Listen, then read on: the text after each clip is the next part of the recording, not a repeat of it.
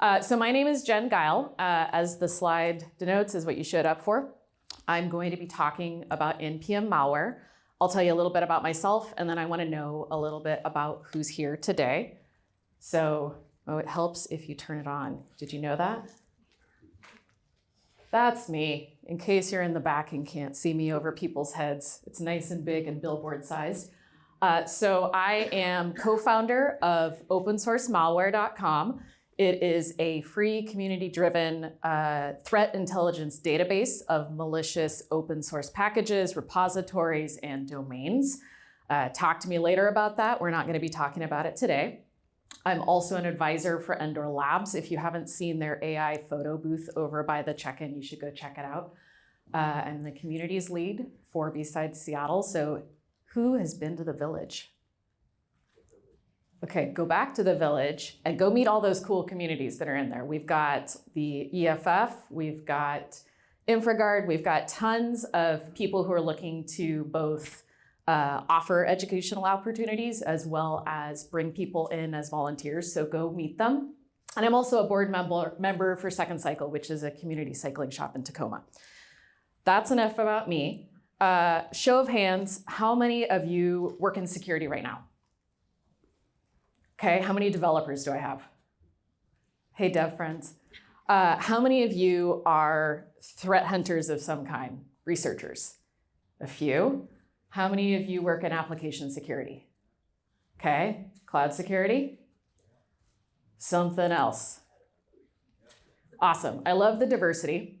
So we're going to be kind of talking at a high level about some trends that I've observed over the last 6 months or so and what it means for the coming weeks, months, years in the open source world. I'm not a developer and I'm not a security practitioner. Where I sit is more at looking at how those things work and then what their impacts are on the business. So I'm going to go into several areas around NPM malware. If you have questions, we'll get to them at the end. Okay, I want to start out with a definition. We have a diverse group here. I want to make sure that we're using the same vocabulary. We have vulnerabilities, sometimes called CVEs, and we have intentionally malicious packages. These are two really different things. A vulnerability is just a bug that a developer accidentally put in a product, package that can be exploited. Hypothetical exploitation. Typically, that is going to be application focused. It's exploited wherever that third-party library is running, and it gets issued a CVE as a permanent record. Now, the reason this matters is because that is not what malware is. Malware was developed by somebody with the intention to harm. So it works differently in that it's targeting the person who downloaded it. It's targeting you as a developer, as a security person, and your organization, as opposed to having maybe a objective to get into your application code. It often also has a short lifespan on public registries. It used to be that malware would stick around for weeks or months, but many registries have gotten a lot better about taking it down quickly. Sometimes it's hours, often it's within a few days. And so the way that we approach these is really important to be different. So if you have a best practice of always upgrading to the latest version to avoid a vulnerability, what does that mean for you about malware? It's updated just as quickly. And so what bad actors are looking for, what they're counting on, is that you're updating as quickly as you can. It is a numbers game, and they're here to catch whoever they can in those numbers. So let's look at some numbers. I, again, continue to advise with Endor Labs. I've been involved with their research, and one of the things that we've been looking at is the trends in NPM specifically. And so I'm going to be talking about NPM because it is the biggest source of malware in the open source ecosystem. We'll talk about why that is in just a moment, but I want to make sure you understand the scale. So this is from an OSSF repo. Anyone who wants the slides afterwards, connect with me. You can get this link. You can see live data of OSV alerts or advisories for malware. So it goes all the way back to 2011 with a single NPM package. And you'll see NPM is this purple line on top that, they're kind of running parallel-ish for a while. PyPy comes in here, that's the green. You've got some Maven, et cetera. And then things start to get real scary here, right?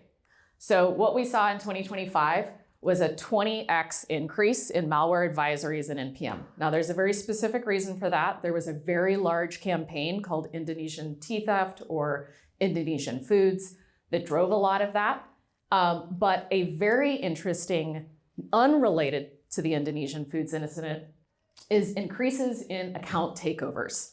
So an account takeover is when a bad actor gets access to a genuine open source package. So rather than putting their kind of open source spam up there on NPM, they go and find a reputable package, they infiltrate it, and they publish their malware.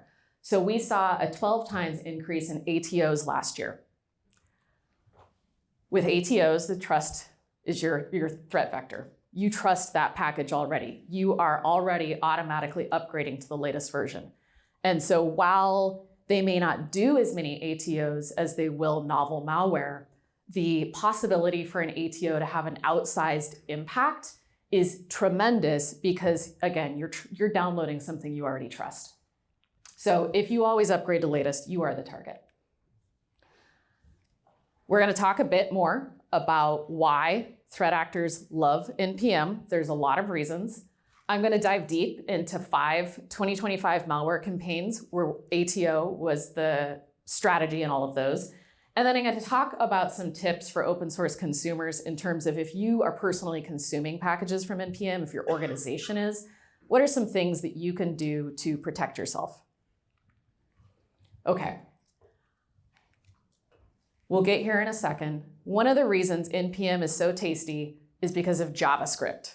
JavaScript is one of the most widely used languages, and JavaScript loves its dependencies. So it is, you call one library, it calls 12, those 12 call another in number. You've got a ton of dependencies coming in. So they love it for that reason, but they also love it because there are some very specific security issues with NPM. So first off, install scripts run by default. So if you download malware and you have these install scripts running, it will automatically install the malware rather than a human having to do it. Provenance is not mandatory in the NPM ecosystem, and it's not something that everybody looks at. And so it's very easy to bypass chains of trust. It's opt-in. We're going to talk a lot about the token program, but historically, NPM has had extremely long-lived tokens that have made it very easy to get access to somebody's account because the tokens are good for a long time, don't get rotated very often. Now, again, we're going to come back to that. Is anyone here an NPM maintainer out of curiosity? Nobody wants to admit it. That's okay. You can talk to me later. We're going to talk a lot about tokens. So this is the shortest part of the talk. The thing to understand is these are inherent security challenges with NPM. And while it can be very easy to be an NPM hater, I'd encourage you to also have some understanding for why it's this way. When you create a product, you want to drive adoption, right? And so you lower the barrier to entry, you make it really easy to sign up. And so you get everybody hosting your projects. Who else can sign up really easily? Threat actors. So that's how we got there. It's harder to dig out of a hole like that and bring in more security requirements, not to say they shouldn't, than it is to start secure in the first place. So for the next probably 20 to 30 minutes, I'm going to be talking in depth about 5 malware campaigns. Now, you might argue that this is fewer than 5, and I might agree with you, but the way we experienced them chronologically was as 5 separate campaigns. So we're going to start July 18th, and we're going to end November 24th.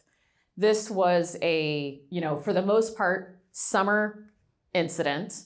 When I was working at Endor Labs, we had a lot of customers having a lot of bad times because they were worried about if they were popped by this. And so you had a lot of people spending additional cycles thinking about whether they could possibly be affected rather than doing their jobs. How many of you, let me put this in a way that no one will have to out their company, who potentially encountered some of this last year? Yeah, so we'll call it probably double who raised their hands. It's a lot of people suffered. So we're gonna start way back on July 18th with the ESLint Config Prettier project. And you know what, I'm gonna drag this monitor out because I didn't realize how big the screen is and I can't see to the top of it. So I'm gonna pull this out so I can see while I talk to you. There we go, that's better, right? Okay, so step one, we have a threat actor getting access to this project. I've gone ahead and put the weekly downloads here. It's pretty staggering how widely used this just one project is, and several were compromised. So we're talking in the millions, 38 million weekly downloads. Their credentials were stolen via a phishing email. This email looks pretty professional, right? They're getting really smart. You know, the things that we were trained on a couple years ago of look for typos, look for poor alignment. There are now phishing kits available where you can get the font, you can get the logos, you can get the language. It can look very professional. And so what this email says, hi blank, we're reaching out to all users as part of our regular account maintenance. To ensure your account remains secure and fully functional, we kindly ask that you verify your email address. Please log in here, it's a typo squatted domain, and re-verify access to your email.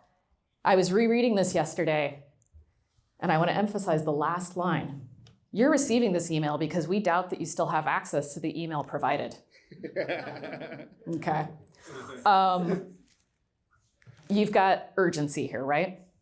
Verify your email or you'll lose access. This is a frequently downloaded package. This person needs to maintain their access. Click, scrape, bye-bye token. So they were able to steal a publishing token because a maintainer clicked the email. They used that publishing token to publish 4 malicious versions.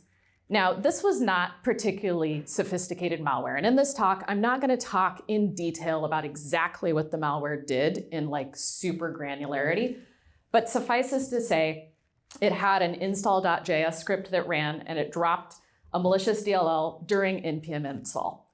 So we've already seen 2 examples of those flaws I talked about earlier. We've got the token problem and we've got those install scripts, right? And the impact is attackers could get RCE on Windows machines, but the key here was that it was very scoped in terms of who could actually be impacted. So even though you had, oh, I don't have it on this slide, 38 million weekly downloads, not very many people could be affected by it. And so we all at the time were like, that's weird, okay.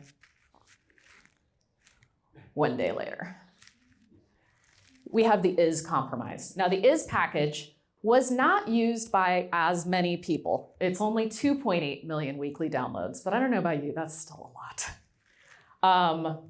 Jordan Harban has been pretty open about what happened here. He got a spoofed NPM support email. So in this case, it's a little bit of social engineering to the max. In this email, they told him that, hey, oops, we accidentally shut down one of your maintainers' accounts. We just need you to verify this so that we can get them their access back. He goes to social media and he's like, grumble, grumble, grumble, incompetent NPM support, and says, yeah, go ahead and reactivate this person. Well, that was not what he should have done. They were able to publish 2 malicious versions of the is package directly to the registry. Again, used an install.js script that dropped a DLL payload, so it's looking kind of similar to the package that came out the day before, right? We don't know for sure that it's the same bad actor, but it's probable. This one was interesting because it was scanning for crypto wallets and cloud credentials and establishing backdoors on developer machines. If anyone's been following any of what goes on in malware, a lot of it does target crypto. That is for various reasons, but a lot of it does go to fund state-sponsored activities. Okay, we made it through July. It's gonna be fine. No, it's not. We come to INX, and INX is a little bit different from the previous two packages because it's actually maintained by a company. And it has 9.2 million weekly downloads. It's a pretty sophisticated operation that they have. They were not phished. That is not how the bad actors got access to publishing. The attackers were actually able to exploit a GitHub Actions vulnerability. And so maybe you remember a year ago that there was a lot of GitHub Actions stuff. Little bit of a, oh, this is a way we could get into their pipelines. They were able to successfully do that. And they were able to steal a maintainer's token using this vulnerability. This time they compromised 8 packages. It had a telemetry.js file. And this is where you gotta respect the creativity. It gets really cool. The telemetry.js was weaponized to use AI against the developers. So it would scan the developer machines and look for locally installed AI tools. Specifically, it was looking for Claude, Gemini, and Amazon Q. And then we've all kind of poked at the AI. They poked at the AI by using things like dangerously skip permissions and YOLO and trust all tools. And they got the AIs to be like, oh yes, we'll be very helpful to you, sir, and used it to find and harvest secrets. Super interesting stuff.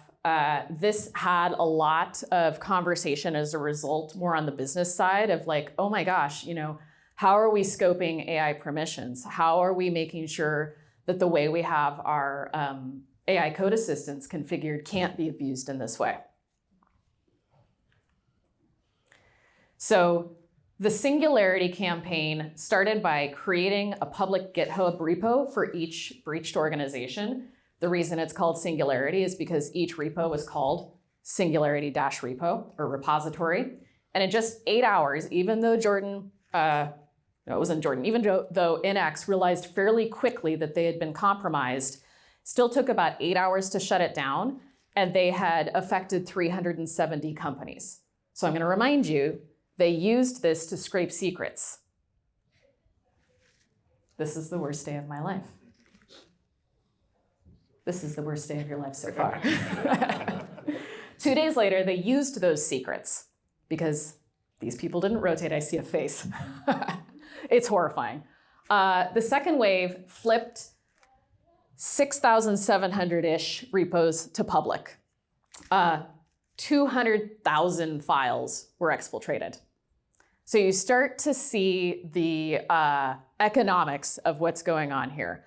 They're still using the same tactics. You take over a trusted account, you look for useful data, and then you trust that people are not using good secrets hygiene. And you use those secrets to compromise more accounts. So this was in August, late August. We're getting ready to go back for school. It's like I'm on vacation, Labor Day's coming. No, we're gonna deal with Singularity. We got through it, we thought, all right, well, that was done. Then we have Quix. Quix is a well-known maintainer. And on September 8th, he was compromised. Again, they go back to more of a phishing strategy. And so they're able to use a fake NPM support email to reset his 2FA.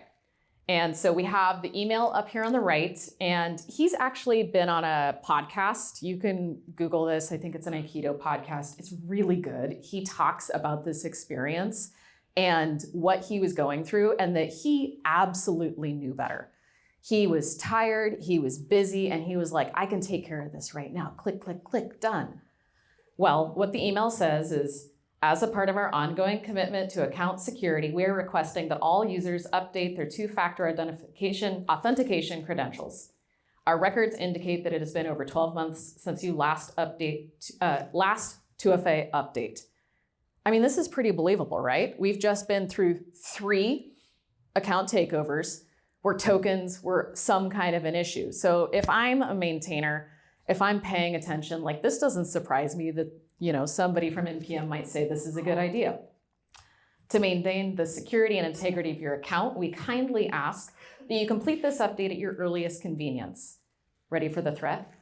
Please note that accounts with outdated 2FA credentials will be temporarily locked starting September 10th to prevent unauthorized access. So this is very classic phishing, right? We give you a short time window. It's emergency. You have to react now.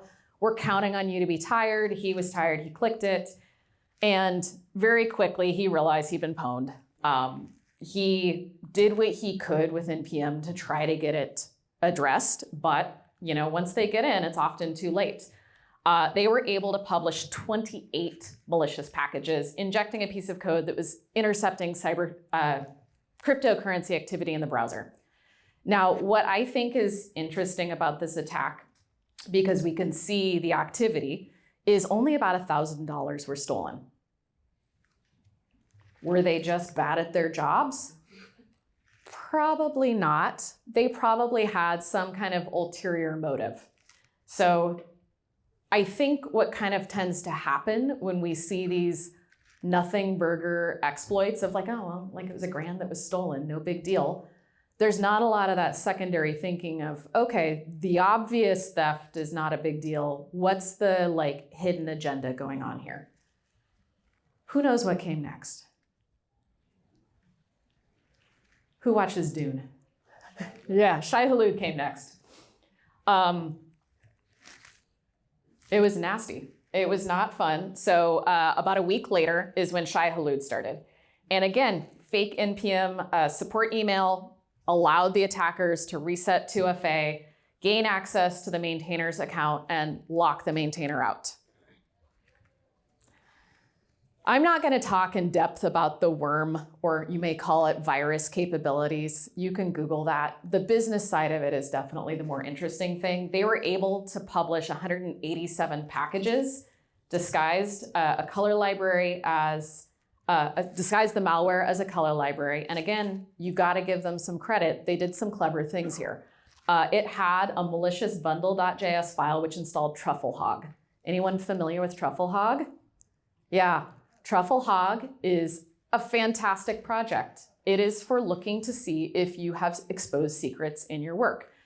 Well, they would like to know if you have exposed secrets in your work. So they had TruffleHog set up to scan everyone who downloaded this for secrets, and then it automatically hijacked and republished the infected packages. So we saw 528 repositories converted to public. They were exfiltrating secrets to a webhook service, which would have kept going, except a core tenet of malware threat acting is be cheap. They were cheap. And their quotas were exceeded. Well, yeah, they only stole $1,000. Yeah, so why do we think they had two different ways of exfiltrating here?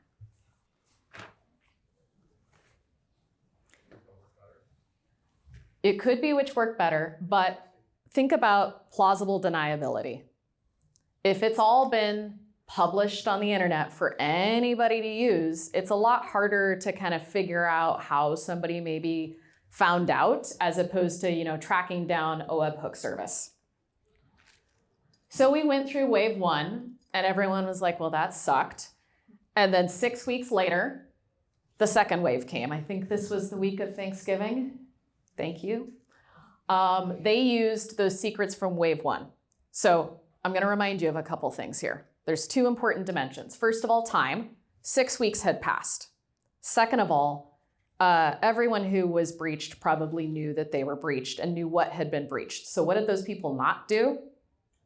Rotate their secrets. Bummer. So they didn't have to rely on, social engineering or phishing this time. They had your keys. So they got in. This time they hijacked 492 packages.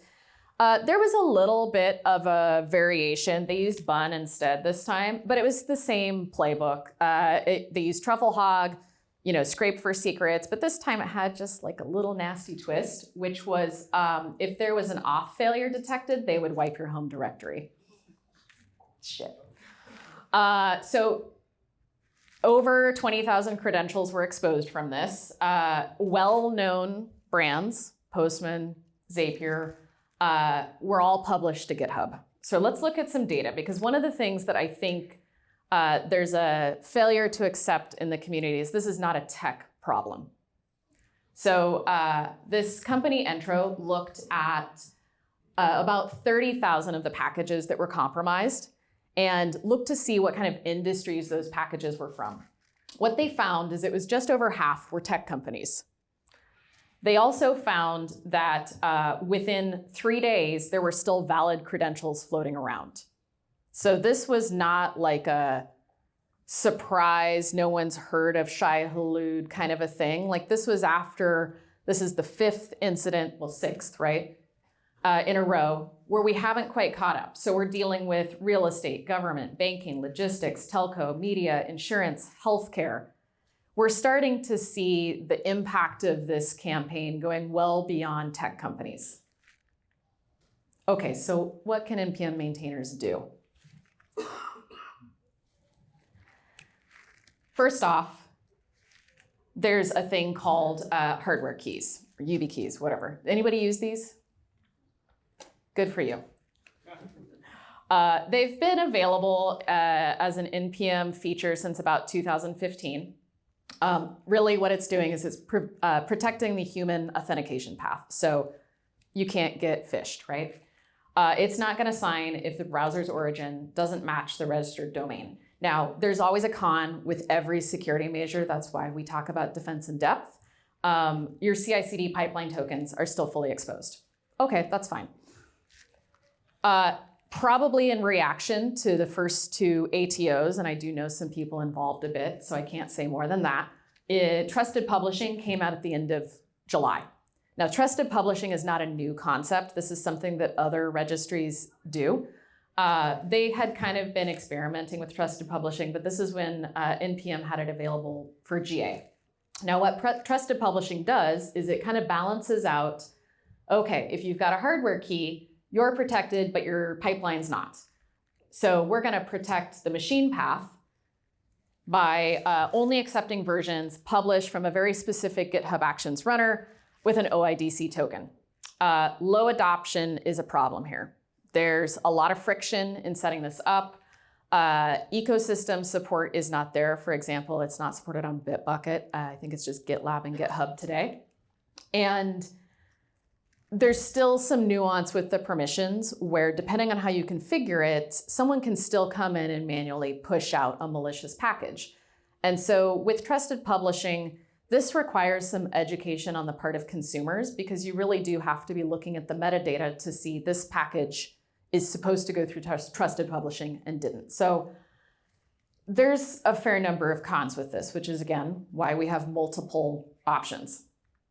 And then third, at the end of December, or sorry, the beginning of December, and just about 9 days before the, or 9 days after the second Shai-Hulud wave, so some timing there, is when they went ahead and implemented session-based authorization for NPM. And this is where they're limiting the token exposure window so that you have a shorter token life. This is really good. Happy they did this. This is still phishable. So understand, just because your token is short-lived, it doesn't mean, I just generated a token and then I click on a phishing email and nothing happens. And you can still do 90-day tokens in NPM. So limited. Let's hone in on trusted publishing for a second, because there's been a lot of buzz in the news about it, about this being kind of like a silver bullet, best practice, etc. So we looked at everyone all time who's been an ATO victim in NPM and looked at the metadata and said, how many of them are using trusted publishing? Because if you've been the victim of an ATO, then you probably are going to be a little bit more interested in security. Well, it turned out it's only about 13% of previous ATO victims are using trusted publishing. Now, we looked at Shai-Hulud victims specifically.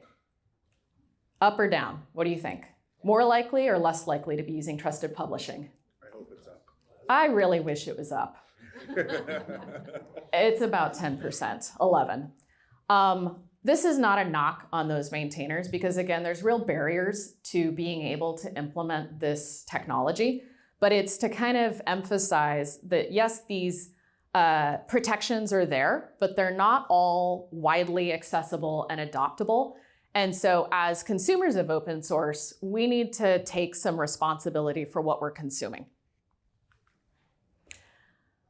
It's a team sport.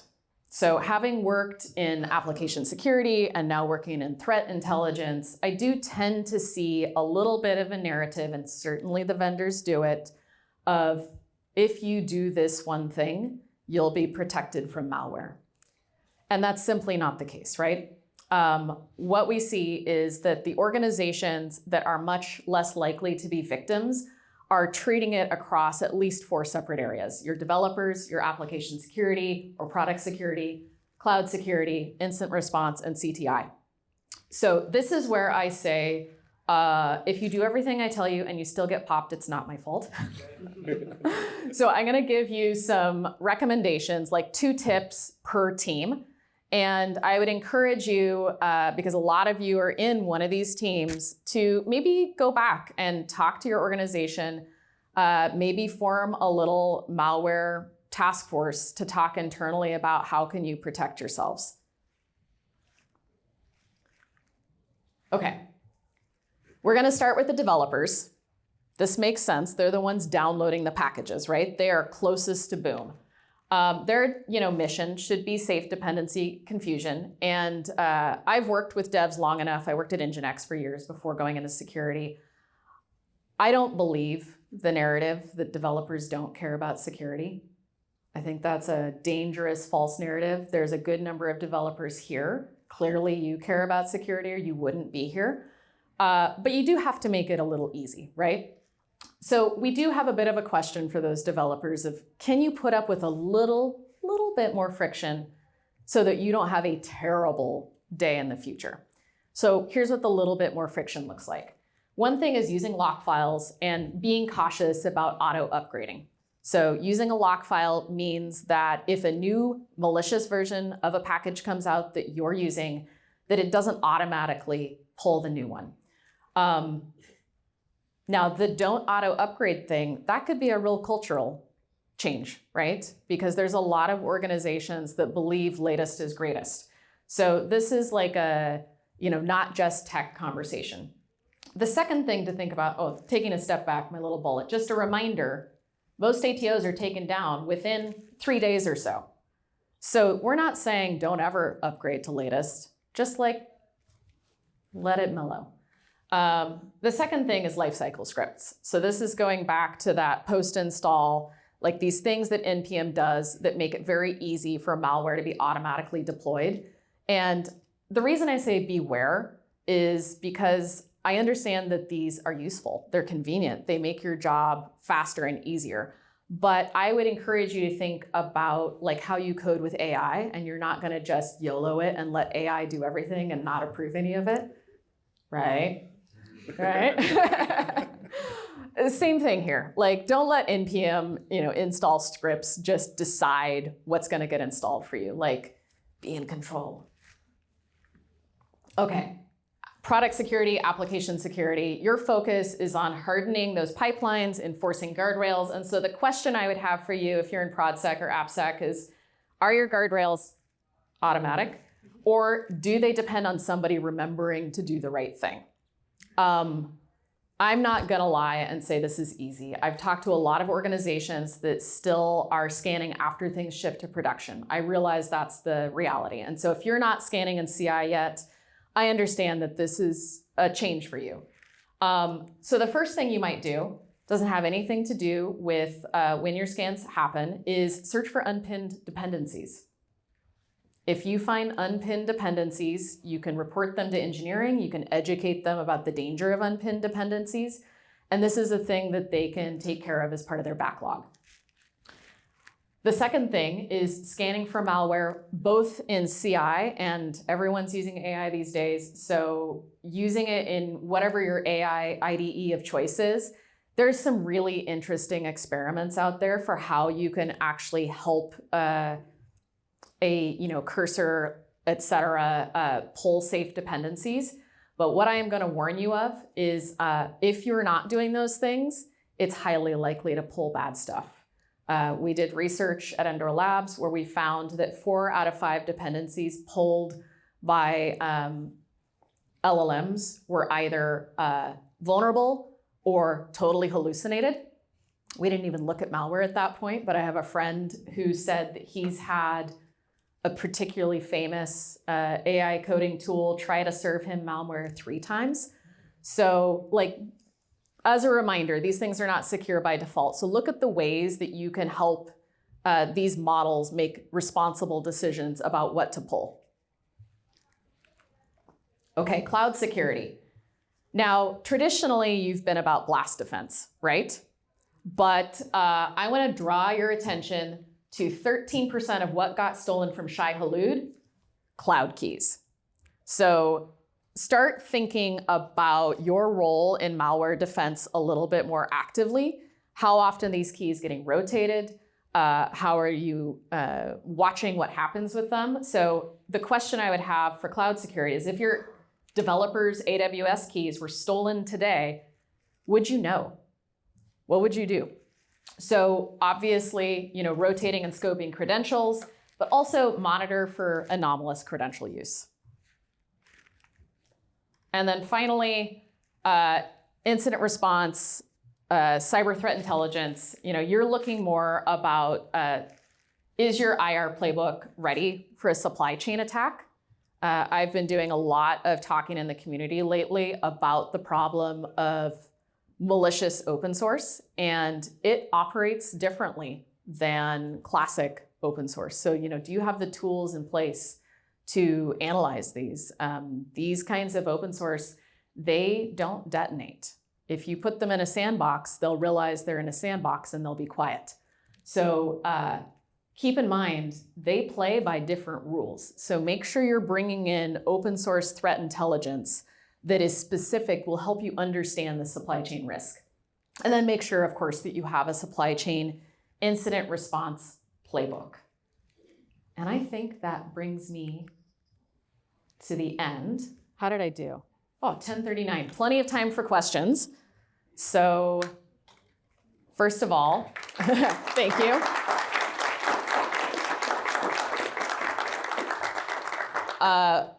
If you'd like the slides and resources, this one down here is me. I will accept your request and I will send you stuff that's not full of malware. And then please do the session feedback form. It's useful for the conference, it's useful for me. And yeah, I'll take questions for maybe 10 minutes or so, and then I want to make sure the room has enough time to turn over. To repeat the question, both so people can hear it and to make sure I got it right, am I aware of tools, resources out there for open source supply chain? Are you speaking specifically about vendors, frameworks? What do you kind of... Yeah, so there's a few different ways to approach the code itself. Open source malware is a freely available threat database of malicious open source. So you can go in and search it both through UI and API. It's got the largest, most comprehensive listings of malicious components. So if you want to go in, you can do that with no credit card, no requirements. If you want something that's like scanning continuously, that usually gets approached from 2 different ways. There's several application security vendors that are focused in this space. Endor Labs, Socket, Aikido would be 3. So Endor's here, you can talk to them. I know Socket's here. And then in the CTI space, it's not really transitioned yet to have a lot of vendors that have a lot of in-depth information about this particular type of threat. So it's a growing area. So his comment is using Koi Security, which just got acquired by Palo Alto Networks. I believe they do like more of a endpoint protection type of thing, blocking at the network level. Yeah, it'll be really interesting to see what happens with them post-acquisition. I've seen that movie before. There are companies that are looking at like firewalls and things like that. I think it's a multi-pronged approach. You need education, and why should I care with this? You can set up a safe way to consume packages, through an artifactory or something like that. But if people have the ability to circumvent it and don't understand why that's not ideal, then they're going to do it. I see a hand in the back. Yeah, so the question is basically like if you're using, I believe, so the Chain Guard and Wiz are the two that you called out. I don't remember if they call them like vulnerability-free, open source, something like that. They are focused on vulnerabilities, not malware. Certainly, what I tend to see is you pick your core packages that are really important and try to curate those in some way. It doesn't honestly matter if it's coming from a vendor versus if your platform operations team is savvy and can curate it themselves. Coincidentally, Kyle Quest is over in another room right now talking about how you can actually hide vulnerabilities in packages so that scanners can't see them. So I don't know. It's one of many things that you can do. Okay, I saw a hand here. Yeah, so asking for clarification on auto upgrades. Yeah, so this goes back to the beginning where I was talking about vulnerabilities versus open source and how many of our security programs are built around responding to vulnerabilities and this important but also somewhat hypothetical threat where we upgrade to latest to avoid those things. Malware is counting on you upgrading as soon as possible. So I'm not saying don't upgrade to latest. What I'm saying is consider cooldown periods. And this is something you can enforce by policy where maybe you wait 72 hours before upgrading to latest. And so it's not saying, weeks or months, but like, as I showed in the cases that we talked about that are fairly famous from last year, most of them were taken down within 3 days. So if you can, in most cases, wait a couple days. Now, where you may run into trade-offs is if you have customer SLAs that have a specific requirement, and you're going to have to figure out internally how you want to handle that. Do you buy that answer? Yeah, you need to weigh it, especially if there are known vulnerabilities that you're trying to address. Yeah. Okay, I saw here. We'll go here. If I were CTO of NPM for a day, what would I do? Oh, if my co-founder were here, he'd have words. So NPM could be more responsive to reports of malicious packages. The data is not public yet, but some of what Endor Labs has looked at is packages that are verified malicious, have OSV listings, and are still in NPM. This is not a small number of packages, it's thousands. And they're not ATOs, they are novel malware, but yeah, faster response would be what I would want to see. Okay, I see several hands back here. I'm gonna let you police yourselves. Sure. Okay, I'm gonna talk about your SBOM question first. So the question is basically, what's the role of SBOMs in this? Correct, there is no mandate for most organizations to use SBOMs. And I'm gonna argue having an independent SBOM may not be as useful for you. What I've seen as I've gone through incident response with application security customers is when your scanner that is looking for all of your dependencies can also produce an SBOM, then you can respond extraordinarily quickly. So you can go in and you can say, am I using NX version whatever? Nope. Cool. So I'll tell you the difference is you may have an answer within 30 minutes versus weeks. So an SBOM for compliance purposes, meh. For response purposes, yes, but only if it's like connected to something that's like live feeding into it. In the interest of time, I'm gonna skip your second question because we had other hands and we can come back. Great question. The question is about, are we seeing trends with regard to threat actors? For ATOs, nothing concrete. There's certainly hypotheses. I believe, gosh, now I can't remember exactly who it was. I think it was Ksenia's session yesterday. She was talking about how AI makes things cheaper. So certainly AI is making it cheaper to make malware and to make a good campaign. And so what used to be more of a professional, job is easier. That said, most non-ATO stuff, a lot of it is state-sponsored. If you've heard of the Contagious Interview campaign, who's heard of Contagious Interview? Do you know who's behind it? Lazarus Group. So that's DPRK looking to fundraise. So there is substantial state-sponsored, but in terms of the ATOs, we don't have a concrete exactly who it is. Now, as you're talking about trends, back at the beginning, the line has stayed a little bit flat since November. We haven't seen spikes. There could be a couple reasons for that. One is they got a ton of credentials last fall, and they're probably just going to town on that. But the other is, a little bit of okay, if they're being quiet, if they're not publishing new malware, what are they doing? What's their plan? What's coming next? So this could be a lull, and we could see a pop again. Yeah, back here. I'm going to answer a different question, and then I'm going to answer that. Watch out for skills right now. There's a lot of malicious skills. I'm seeing, so you're asking about, are there extensions, are there things to help with finding malware in your AI IDE? I would say there are things out there to give you more malware in it. There's not anything that I would say is truly production ready to use at scale to be detecting malware as your agent is writing. However, there are a lot of vendors working in the space. Endor Labs is one of them. They've worked with Cursor. It's less of an issue of the vendors being mature enough, and it's more of a technology question. Certainly, MCP servers have challenges around scalability, because ultimately, if you're going to be detecting malware, what you need is a third-party source of information that informs your LLM of the malware. You have to have a way to connect to that, right? So skills are kind of going in that direction. Hooks are interesting. So we've seen some experiments that are promising. I like your paranoia.